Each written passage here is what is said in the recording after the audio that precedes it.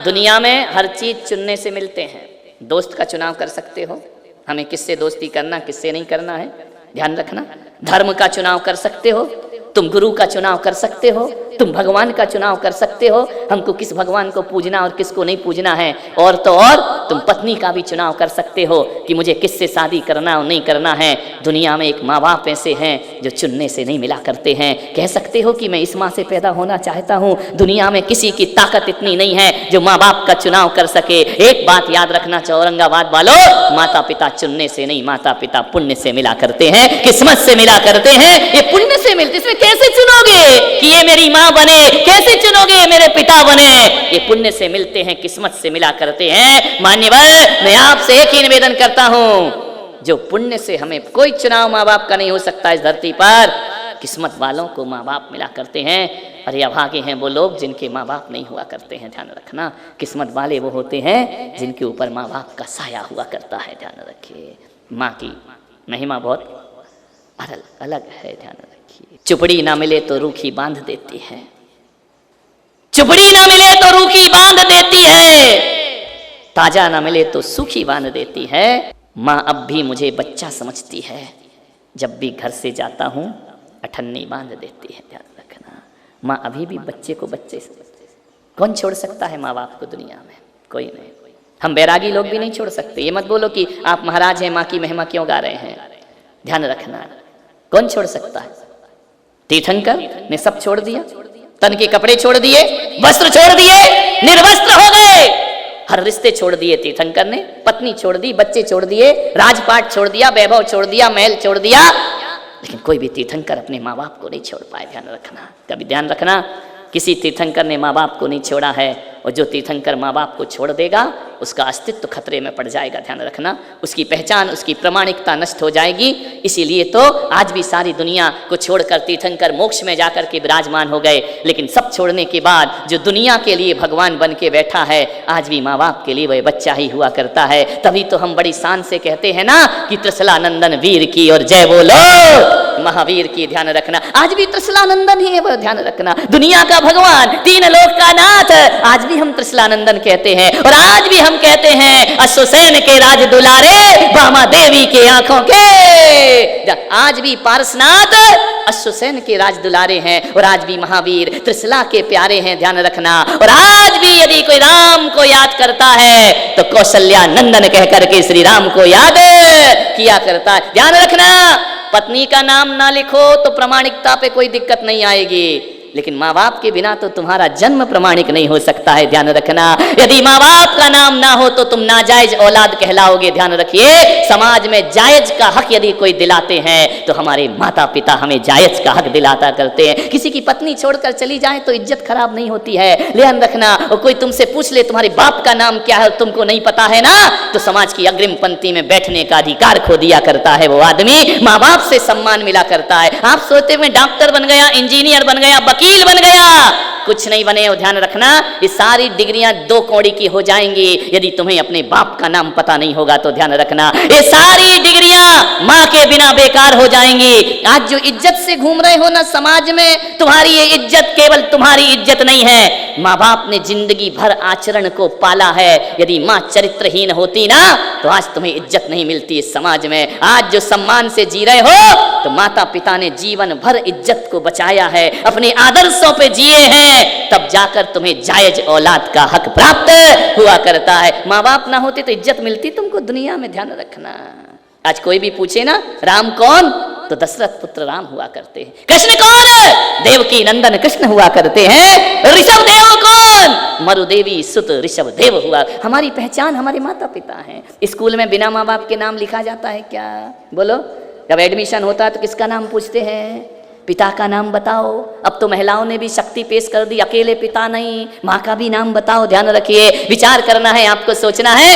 हर जगह ये माँ बाप का नाम क्यों पूछा जाता है? माँ बाप के बिना तुम्हारी कोई पहचान नहीं है, ध्यान रखना। सफर करना हो तो कागज का आधार कार्ड लगता है, और जिंदगी सम्मान से जीना हो तो माँ बाप ही आधार हुआ करते हैं, ध्यान रखना। बिना माँ बाप के आधार हमारा खोखला हो जाया करता है। माँ बाप ही तो हमारी पहचान है। कोई मेरी यदि जीवन गाथा लिखे ना तो मेरे बारे में लिखने से पहले आदमी मेरे माँ बाप का नाम लिखेगा, ध्यान रखना। महावीर का चरित्र कहीं से शुरू होगा, राम का चरित्र शुरू होगा, माता पिता से चरित्र शुरू हुआ करता है, ध्यान रखना। बिना माँ बाप के जिंदगी में कुछ भी बचता नहीं है, ध्यान रखिए, मान्य हुआ। ऐसा क्यों होता है कि जब जब पत्नी और तुम्हारी माँ में झगड़ा होता है ना, झगड़े तो होते ही हैं घर में, पत्नी भी लड़ती है और तुम्हारी माँ से भी झगड़ा होता है।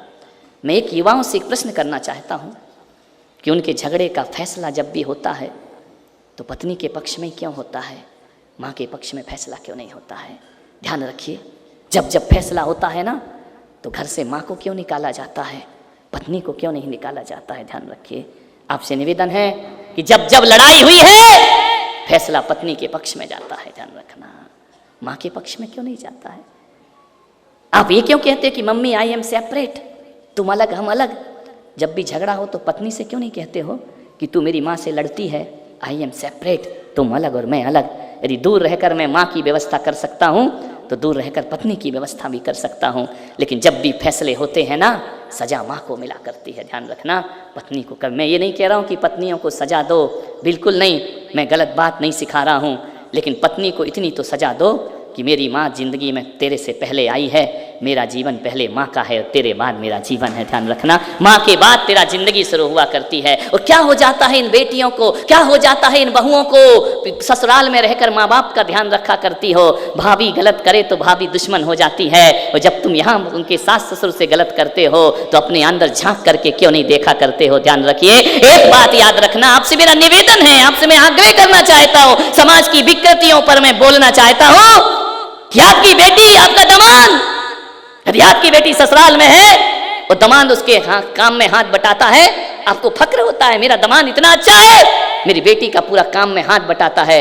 लेकिन जब बेटा हाथ बटाता है तो बहू बुरी क्यों हो जाती है? आपसे मेरा प्रश्न है, ध्यान रखना। फिर आपके मन में ये क्यों आता है कि मेरी बहू, मेरा बेटा जोरू का गुलाम हो गया है? बेटी का दमाद गुलाम हो जाए तो गर्व महसूस करते हो, बेटे ने थोड़ा सा हेल्प कर दिया तो हमें शर्म आया करती है। ध्यान रखिए, कुछ गलतियां माँ बाप की भी हैं और कुछ गलतियां बहू बेटों की भी हुआ करती हैं। आपसे मेरा निवेदन है, बेटियों के लिए सुख की कामना करोगे और बहुओं को सताओगे तो कभी सुख प्राप्त होने वाला नहीं है, ध्यान रखना। और जो बहू अपने माँ की याद करती है पीहर में रहने वाली, और पति की माँ को सम्मान नहीं देती है, ध्यान रखना, कर्म सिद्धांत है, कर्म कहीं और नहीं, लौट कर हमारे ही पास में आ जाया करता है, ध्यान रखिए। आपसे निवेदन है, मैंने एक दिन और कहा था कि एक बेटी ने कहा कि माँ बाप को यदि रखने का बेटियों को अधिकार मिले तो इस देश में एक भी वृद्धाश्रम नहीं होगा। मालूम है बेटे ने क्या कहा? हर बेटी अपने ससुर को माँ बाप समझने लगे, देख में एक भी वृद्धाश्रम नहीं होगा, ध्यान रखना। माता पिता समझ के उन्हें रखने लगे, एक भी वृद्धाश्रम नहीं होगा इस धरती पर। मैं वृद्धाश्रम की अवधारणा के खिलाफ जा रहा हूं। हाँ, होना चाहिए। जिनकी कोई औलाद नहीं है, निराश्रित हैं, अनाथ हैं, जिनकी संतान नहीं है, उनके लिए हमें व्यवस्था करना चाहिए। लेकिन जिसकी संतान हो रही माँ को छोड़ने आए ना, तो हर वृद्धाश्रम वालों को धक्के मार के उस बेटे को बाहर कर देना चाहिए कि तेरी हिम्मत कैसे हुई कि तेरे रहते तू अपनी माँ को अपने वृद्धाश्रम में रख रहा है। ध्यान रखिए, पुष्पगिरी में एक वात्सल्य धाम बना है, बुजुर्ग आते हैं, निराश्रित हैं, कोई नहीं है उनका बुढ़ापे में, सहारा बनते हैं हम, वात्सल्य धाम में उन्हें रखा करते हैं। एक बेटा आया मेरे पास, बोले माँ, महाराज मेरी माँ को मैं वृद्धाश्रम में रखना चाहता हूँ। मैंने कहा क्यों रखना चाहता है? बोले मैंने सुना कि बड़ा अच्छा वृद्धाश्रम है, आपके वृद्धाश्रम में, आपके वात्सल्य धाम में अपनी माँ को रखता हूँ। मैंने उसको बुलाया, मैंने कहा बहुत सम्मान कराऊंगा मैं तेरी भरी सभा में, ध्यान रखना, बहुत मालाओं फूल माला से तुझे लदवा दूंगा, और मेरा यदि सोर्स रहा ना तो द्रौपदी मुर्मू से तुझे पद्मश्री का अवार्ड भी दिलाऊंगा कि तू अपनी माँ को वृद्धाश्रम में छोड़ने आ रहा है। तुझे तो सम्मान मिलना चाहिए, तेरा तो बहुमान होना चाहिए, तू तो भारत रत्न है। मोदी जी से कहूंगा इस बात का भारत रत्न का अवार्ड इसको दे दिया जाए, ये अपनी माँ को वृद्धाश्रम में छोड़ रहा है, ध्यान रखिए। मैंने कहा क्यों छोड़ रहा है? बोले मेरी माँ से बनती नहीं है, मेरी माँ बहुत चिड़चिड़ करती है, मेरी माँ बहुत परेशान करती है, बहुत झगड़ा करती है। मैंने कहा एक बात बता, जब इस माँ के साथ तू बचपन में बाजार गया था ना, तूने भी चिड़चिड़ किया था, तूने भी कहा था माँ मुझे ये खिलौना दिला दे, माँ मुझे ये सामान दिला दे। माँ के पास पैसे नहीं थे, माँ ने नहीं दिलाया था। ध्यान रख, विचार कर अपने जीवन में। लेकिन एक बात ध्यान रखना, तू भी मचल गया था ना बाजार में, तू भी रो रहा था ना, तूने भी माँ की इज्जत नहीं रखी थी। एक बात याद रख, जब बचपन में तू चिड़चिड़ा था तो माँ ने तुझे निभाया था, और अब वो चिड़चिड़ी हो गई तो तेरा भी निभाना तेरा फर्ज हुआ करता है। बुढ़ापा और बचपन एक सा हुआ करता है। माँ चिड़चिड़ाती है तो उसे छोड़ दिया जाए। तुम भी तो चिड़चिड़ाए थे। मेरा एक जगह चातुर्मास हो रहा था, एक बहू मेरे पास आई, बोले महाराज ये अंतिम नमन। मैंने कहा मैंने ऐसा क्या कर दिया अंतिम नमन? बोले नहीं, इस गांव का अंतिम नमन। मैंने कहा क्यों? बोले मैं जा रही इस घर को छोड़ के। मैंने कहा क्यों जा रही बेटा? बोले बहुत सहन कर लिया मैंने, मैं इस ससुराल में नहीं रह सकती हूँ। मैंने कहा क्यों नहीं रह सकती है? बोले जब से ससुर जी रिटायर्ड हुए हैं ना, मेरा जीना हराम कर दिया है। मैंने कहा क्या कर दिया उसने? बोले कहीं भी जाओ दिन भर रोक टोक, कहाँ जा रही क्यों हो रही। आज बहुओं को क्या चाहिए? यही तो सुख है कि रोक टोक नहीं करना चाहिए। हम कहीं भी घूमे हमें जाने दो, हम कहीं भी जाएं हमें घूमने दो, रोक टोक नहीं होना चाहिए। कोई पूछे ना कितने बजे रात को आती है, कहाँ जाती है, क्या करती है, कहाँ घूम रही है। बस ये दुख है बहुओं को, और कोई दुख नहीं हमारे घर में। मैं कहीं भी जाऊँ, चाहे मैं किटी पार्टी में जाऊँ, चाहे मैं घूमने जाऊँ, चाहे मॉल में जाऊँ, रोकना मत, पूछना मत कहाँ जा रही है, ध्यान रखना। जो नहीं पूछते हैं वो घर स्वर्ग हुआ करता है। उसने बोले जब से ससुर जी बैठे हैं, एक तो बुढ़े जाते नहीं है नौकरी करने, सरकार ने रिटायरमेंट कर दिया है, मेरी आफत हो गई है। दिन भर किटकिट किटकिट लगी रहती है, बहू ये ला, बहू बोला, बहू ये कर। मेरा जीना हराम हो गया इस घर में। मैंने कहा पति से? बोले पति से मैंने कह दिया या तो ये बुढ़ा घर में रहेगा या मैं घर में रहूंगी। अब बताओ कितनी बुरी। लोग कहते हैं कि बहुओं को दुख मिलता है, तुम्हारे दुख तो ससुराल में आंसू में बह जाते, दुख तो इनको मिलता है मेरे भाई। अब ये करें क्या? माँ की तरफ बोले या पत्नी की तरफ? बेचारा पिस जाता है दोनों तरफ। माँ पत्नी की तरफ बोले तो माँ नाराज होती है, माँ की तरफ बोले तो पत्नी नाराज हुआ करती है। बहुओं के दुख दुनिया को दिखते हैं, जरा बेटों के भी दुख देखा करो। वो किसका पक्ष ले, किसके पक्ष में बोले। इधर कुआं इधर खाई है, करे क्या? बेचारा दुकान से आता है, तुम्हारी रामायण शुरू हो जाती है रात को, सोने से पहले 1 घंटे लेक्चर चलता है। तुम्हारी माँ ऐसी, तुम्हारी बहन ऐसी, तुम्हारा भाई ऐसा, तुम्हारा पूरा माथा उसने दुकान में पचाया, आधा तुम खा जाती हो। ध्यान रखिए, करे तो क्या करे वानवर, सोचना है आपको, विचार करना है। उस बहू ने कहा कि मैं बिल्कुल नहीं रहूंगी। मैंने कहा बेटा जा कहाँ रही है? बोले कहाँ जाओगी? मुल्ला की दौड़। कहाँ जाओगी? बिहार। और है कौन सा ठिकाना तुम्हारा? ध्यान रखना, या पति का घर या पिता का घर। बोले मैं चली अपने मायके, मैं नहीं रहूंगी यहाँ। पति बाजू में था। मैंने कहा क्या मामला है?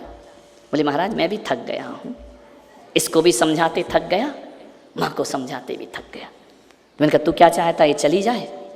बोले नहीं मैं ये भी नहीं चाहता हूँ, लेकिन मेरे पास कुछ मार्गदर्शन नहीं है। मैंने कहा एक काम कर। बहू से मैंने कहा कब जाएगी? बोले आज अभी। नीचे रिक्शे पे अटैची रखी, पूरा सामान ले आई हूँ। मैंने कहा जा रही है? बोले हाँ, और रोज मुझे आहार देती थी। मैंने कहा कल से मुझे आहार कौन देगा? महाराज ये गांव छोड़ दो ना, फिर मैं आऊँगी, यहाँ नहीं दे, इधर तो मैं रहनी नहीं चाहती हूँ। मैंने कहा एक काम कर बेटा, 2 मिनट एक मेरी बात सुन ले। बोले क्या? मैंने कहा तू जा। बोले रोकना मत महाराज प्लीज, देखो आपकी आदतें मुझे मालूम है, आप समझा बुझा के मुझे फिर यहीं रोक दोगे, उसी नरक में मेरी जिंदगी बीतेगी। मैं बिल्कुल नहीं रहूंगी, या वो बुढ़ा रहेगा या मैं रहूँ। मैंने कहा एक बात बता, बस एक बात का उत्तर दे दे और अभी चली जा, इसी वक्त चली जा। और यदि मेरी बात समझ में आए तो कल जाना, जाना जरूर, रुकना मत यहाँ। बोले ठीक है। मैंने कहा बेटा एक बात बता, जो नेचर तेरे ससुर का है वही नेचर तेरे पापा का होता तो फिर तू कहाँ जाती? उसे छोड़ के कहाँ भगती? कहाँ तेरा ठिकाना होता? यदि जो आदतें तेरे ससुर की हैं वही तेरे पिता की होती ना, तो कहाँ जाती? उस लड़की ने नजरें झुका ली। मैंने कहा बोल उत्तर दे, नजरें मत झुका। यही नेचर तेरी माँ का होता, यही नेचर तेरे पिताजी का होता, तो बता बेटा तू भाग करके कहाँ जाती? बोली मुझे समय दो।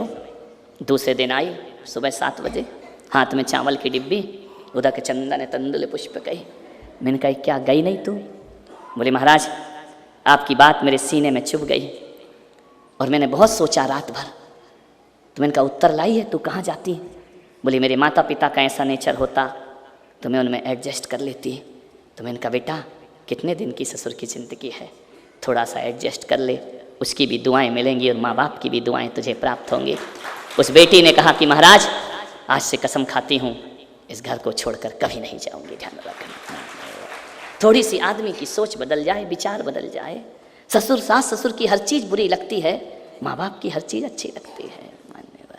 आपसे निवेदन है मेरा। कितनी कुर्बानियां देती हैं माताएं, माँ बाप अपने बच्चों के लिए, कितना सब कुछ समर्पित करते हैं माँ बाप अपने बच्चों के लिए।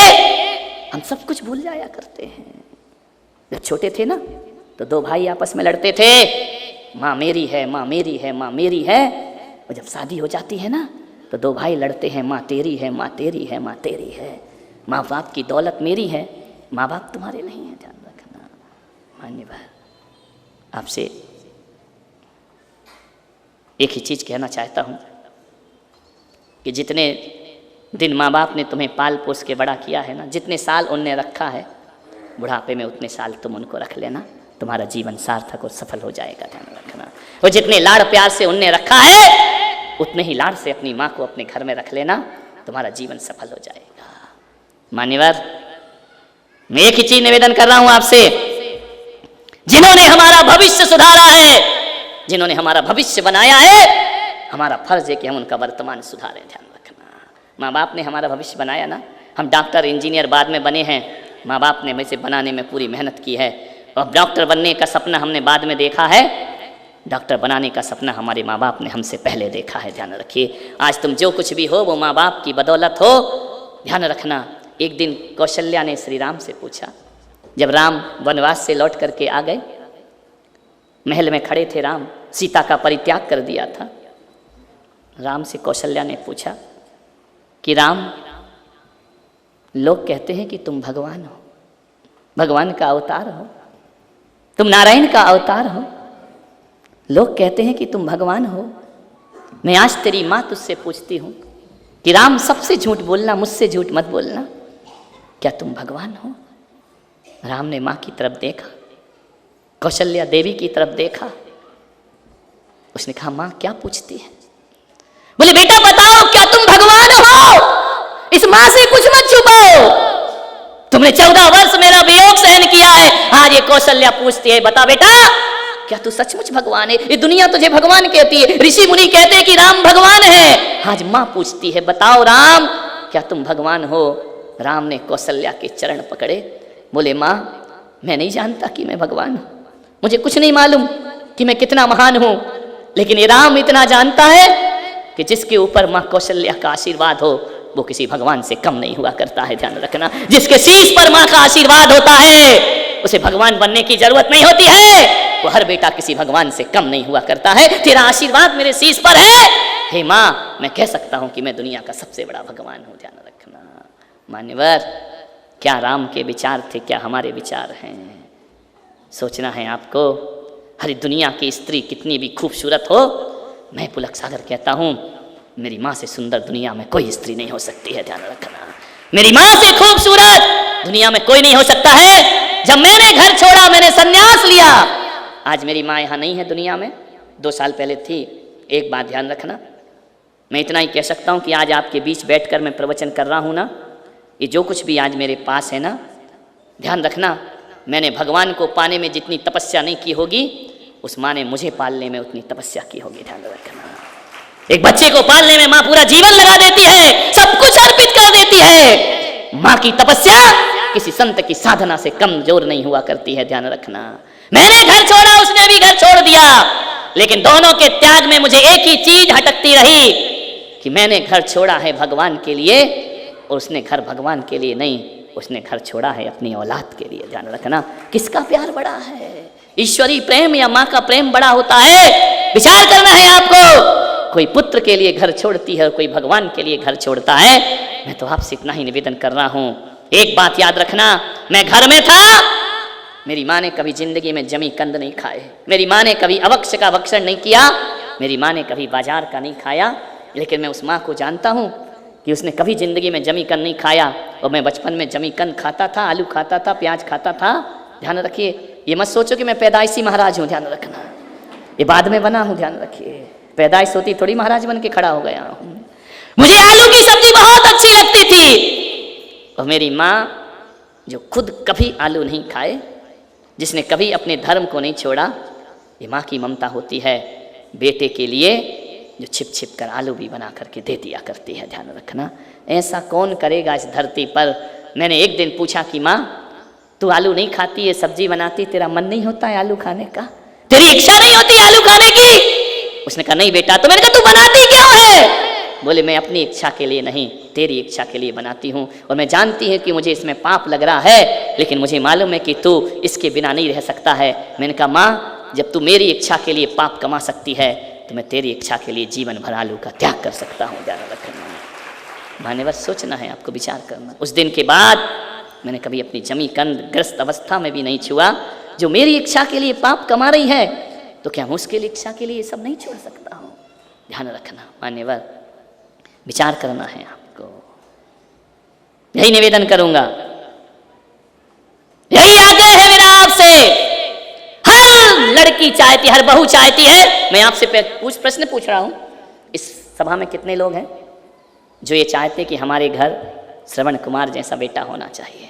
हाथ उठा करके बताइए, कौन कौन चाहते हैं? कंस होना चाहिए रावण, या श्रवण कुमार होना चाहिए?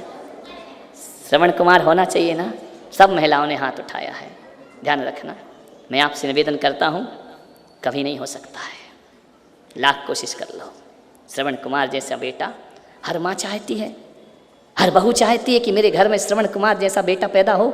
लेकिन मैं पुलक सागर आज आपसे पूछता हूँ, श्रवण कुमार की माँ बाद में बनना, श्रवण कुमार की पत्नी बनने का प्रयास करो अपने जीवन में, तुम्हारा जीवन सार्थक और सफल होगा। श्रवण कुमार की माँ बनने में सबने हाथ उठा दिया। विचार करो, संकल्प लो कि श्रवण कुमार की माँ बाद में बनेंगे, पहले श्रवण कुमार की पत्नी बन करके दिखाइए, जिसने अपने सास ससुर को कितना सम्मान दिया। कितने श्रवण कुमार की पत्नी बनना पुरुषार्थ है। श्रवण कुमार की माँ तो हर कोई बन जाया करता है। क्या तुमने कभी विचार किया है कि मैं यदि श्रवण कुमार की माँ बनना चाहती हूँ तो किसी माँ से उसका श्रवण कुमार नहीं छीनूंगी? ध्यान रखना, अब उसका श्रवण कुमार, और तुम्हारा पति यदि श्रवण कुमार नहीं है तो जितनी बहुओं ने हाथ उठाया है, आज संकल्प लेना, मैं अपने पति को अपने सास ससुर का श्रवण कुमार बनाकर ही दम लूंगी। ध्यान रखना, जीवन के अंत समय तक पुरुषार्थ करूंगी कि जब तक मेरा पति श्रवण कुमार नहीं बनेगा तब तक मैं भी श्रवण कुमार की मां बन करके खड़ी नहीं हो सकती हूँ। ध्यान रखना, ये आपका फर्ज है। तुम्हें तुम्हारी कोख में श्रवण कुमार चाहिए तो उससे पहले अपने पति को बोलना कि जा, तू पहले अपनी माँ का श्रवण कुमार बन, उसके बाद मुझे श्रवण कुमार की माँ बनाने का प्रयास करना। ध्यान रखना, जिंदगी को समझें। कितने जल्दी फलों पे हाथ लटक जाते हैं हमारे तोड़ने के लिए। बहुत कुछ करना पड़ता है मेरे भाई। मान्यवर, लोग ज्योतिषी के पास जाते हैं, पागल हो गए हैं लोग वास्तु सुधरवा रहे हैं, मकान तोड़वा रहे हैं, दिशाएं बदल रहे हैं। मैं पुलक सागर कहता हूं, तुम्हारे हाथ में कितनी भी आड़ी टेढ़ी रेखाएं हो, कितना भी अशुभ लिखा हो तुम्हारी रेखाओं में, कुंडली में कितने भी अशुभ ग्रह तुम्हारे पीछे पड़े हों, मैं आपसे निवेदन करता हूं, कोई जादू टोना टोटका मत करना, कोई मंत्र तंत्र मत करना। इन आड़ी टेढ़ी रेखाओं से माँ के चरण सुबह छूना। मैं कहता हूं, रेखाएं कितनी भी आड़ी टेढ़ी हों, कोई ग्रह तुम्हारा कुछ नहीं बिगाड़ पाएगा यदि माँ की दुआएं तुम्हारे साथ हैं, माँ का आशीर्वाद तुम्हारे साथ है। जिसको देखो वो सजा देता है, दोस्त बनकर के दगा देता है। जिसको देखो वो सजा देता है, दोस्त बनकर के दगा देता है। एक माँ का दिल है इस धरती पर, वरना मुफ्त में यहाँ कौन दुआ देता है, वरना मुफ्त में यहाँ कौन है। मैं तो कहता हूँ मैं यहाँ से चला जाऊंगा, मेरा बिहार हो जाएगा दिवाली के बाद, लेकिन मैं कुछ देकर जाऊं या ना जाऊं, एक ही चीज कह रहा हूं, रोज सुबह उठ के माँ का आशीर्वाद लेना। आशीर्वाद लेना किसी पुलक सागर के आशीर्वाद से कम नहीं हुआ करता है। ध्यान रखना, वो संत के आशीर्वाद से कम नहीं हुआ करता है। रोज चरण छुओ अपने माता पिता के, आशीर्वाद ले लो उनसे। ध्यान रखना, दुआएं ही देंगे वो, बद्दुआएं कोई नहीं दिया करता है जीवन में। मालूम है, जब मैं स्कूल से आया ना बचपन में, आज मुझे बहुत अतीत की तरफ जाने का मन है। छोटा था, स्कूल से आया, 1-1.5 किलोमीटर मेरा घर था स्कूल से, पैदल पैदल आया, कच्ची रोड थी, बरसात में भीग गया, कपड़े गीले हो गए। मेरी बहन ने कहा कि थोड़ा रुक नहीं सकता था, बारिश आ रही थी, इतनी जल्दी क्या थी आने की। मेरे भाई ने कहा कि तू छाता लेकर नहीं जा सकता था, रेनकोट नहीं पहन सकता था। सबने मेरे से प्रश्न किए, लेकिन मेरी माँ ने मुझसे प्रश्न नहीं किया। मेरी माँ ने आंगन पर आई और आकाश की तरफ देखा। उसने मुझसे नहीं कहा कि तू छाता लेके क्यों नहीं गया, उसने मुझसे नहीं कहा कि तू रुक जाता। मेरी माँ ने कहा, बरसात, मेरा बेटा आ रहा था, तू रुक जाती तो तेरा क्या बिगड़ जाता, थोड़ी देर को तो रुक जाती ना तू, तो मेरा बेटा कम से कम भीग करके घर में नहीं आता। ध्यान रखना, हर व्यक्ति अपने से शिकायत करता है, लेकिन माँ कभी औलाद से शिकायत नहीं किया करती है। ध्यान रखिए, माँ कभी भी नहीं कहा करती है कि तूने ऐसा क्यों नहीं किया, तूने वैसा क्यों नहीं किया। उसने तो कहा, हे भगवान, थोड़ी देर बरसात तू रुक जाती तो तेरा क्या बिगड़ जाता। ध्यान रखिए मान्य।